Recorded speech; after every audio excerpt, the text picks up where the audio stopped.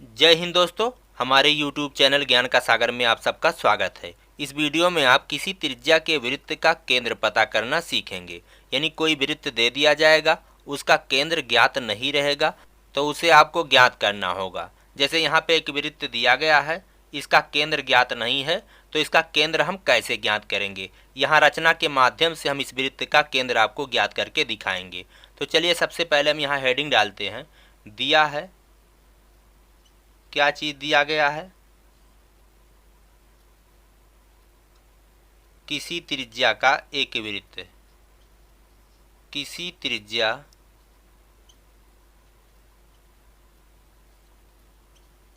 का एक वृत्त।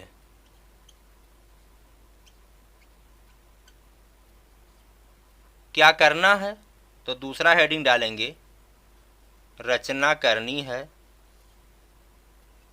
रचना करनी है दिए गए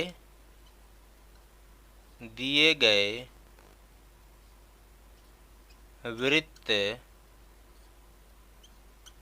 का केंद्र ज्ञात करना है।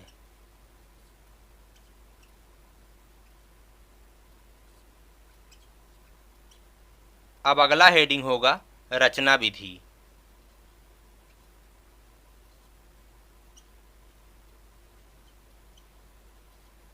तो सबसे पहले रचना कर लेंगे, उसके बाद में तब हम जाकर के रचना विधि को लिखेंगे। अब इस वृत्त का केंद्र ज्ञात करने के लिए हम पटरी के सहयोग से दो जीवाएं खींचेंगे। तो चलिए एक जीवा हम यहाँ पे खींच दे रहे हैं। जीवा आप जानते हैं किसे कहते हैं? ऐसा रेखाखंड जो परिधि को दो बिंदुओं पर काटे उसे जीवा कहते हैं। देखिए ये क्या है, ये जीवा है। इसका नाम रखते हैं पी क्यू। तो ये एक जीवा है और दूसरी जीवा हम खींचेंगे जो इसके समांतर ना हो, यानी इधर से ना जाए, इस तरह ना जाए, इसके समांतर नहीं होना चाहिए। तो चलिए एक यहाँ पे खींच ले रहे हैं।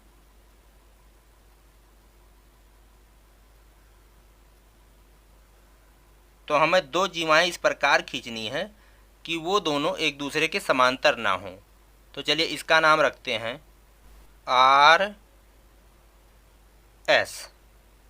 तो एक जीवा है पी क्यू और दूसरी जीवा है आर एस। ये दोनों एक दूसरे के समांतर नहीं होने चाहिए। अब क्या करेंगे?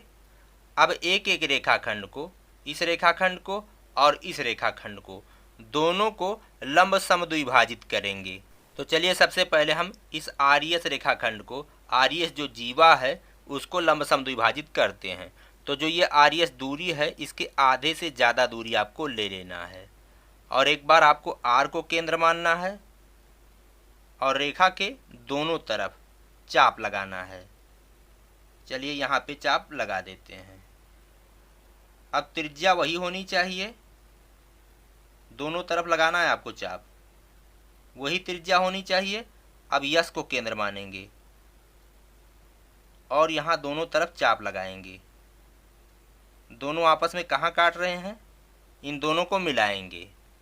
तो जो ये रेखाखंड होगा ये इसको लंब समद्विभाजित करेगा, यानी ये इसका लंब समद्विभाजक है।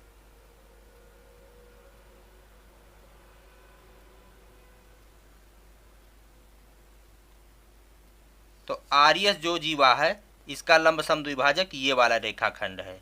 अब आइए उसी प्रकार पी क्यू जो जीवा है इसको भी लंब समद्विभाजित करते हैं।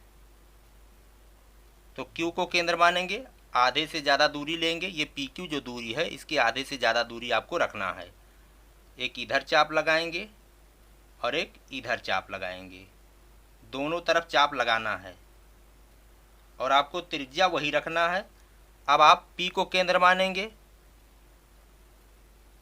और केंद्र मान करके आप दोनों तरफ चाप लगाएंगे।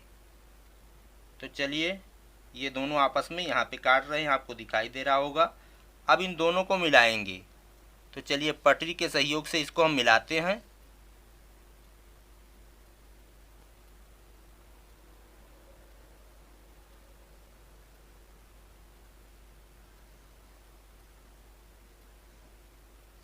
तो इस जीवा PQ का लंब समद्विभाजक ये वाला रेखाखंड है।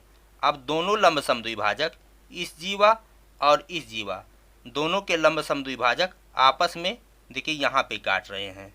चलिए इस बिंदु का नाम हम रखते हैं O, और यही जो बिंदु है ये वृत्त का केंद्र है, यानी वृत्त का बीचों बीच है। आप यहाँ पे नाप लीजिए, देखिए यहाँ से ये परिधि की दूरी, अब देखिए आप हर जगह बराबर होगा, हर जगह पे बराबर है, आप देख रहे होंगे हर जगह पे बराबर है। तो ओ बिंदु जो है ये क्या है, इस वृत्त का केंद्र है। तो वृत्त का केंद्र आप कैसे ज्ञात करेंगे? सबसे पहले आप दो जीवा खींचेंगे जो समांतर ना हों। अब उसके बाद में हम दोनों जीवाओं के लंब समद्विभाजक खींचेंगे। दोनों लंब समद्विभाजक जहाँ पे काटेंगे वही वृत्त का केंद्र होगा। अब इसको हमने कैसे किया है, चलिए यहाँ पे रचना विधि में लिखते हैं। सबसे पहले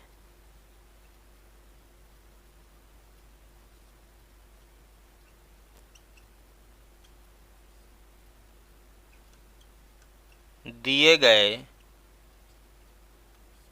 वृत्त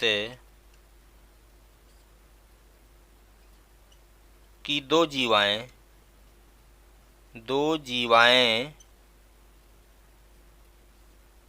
क्या क्या नाम है? एक का नाम है PQ और दूसरे का नाम है RS। RS इस प्रकार खींचते हैं, इस प्रकार खींचते हैं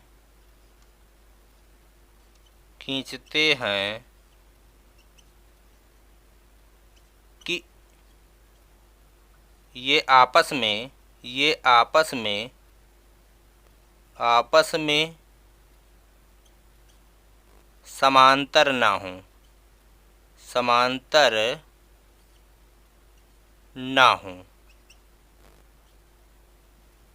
अब दोनों जीवाओं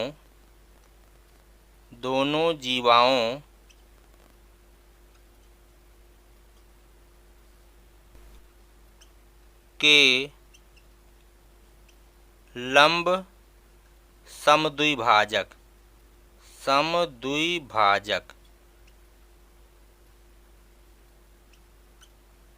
अब दोनों जीवाओं के लंब समद्विभाजक खींचते हैं जो आपस में बिंदु O पर काटते हैं।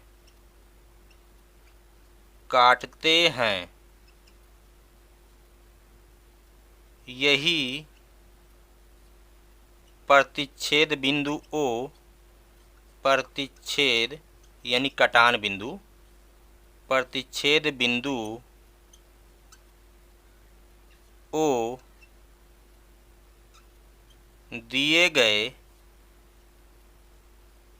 गए वृत्त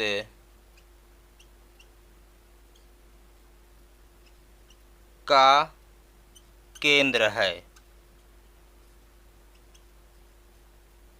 तो इसी तरह से दोस्तों आप रचना विधि को लिखेंगे।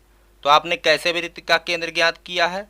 दो जीवाएं खींची हैं जो एक दूसरे के समांतर नहीं हैं। अब उनको लंब समद्विभाजित करते हैं। दोनों लंब समद्विभाजक आपस में O बिंदु पर काटते हैं। यही इस वृत्त का केंद्र है। इसी के साथ ये वीडियो ख़त्म होता है। हम मिलेंगे आपसे अगले वीडियो में। कहते हैं जय हिंद, जय भारत।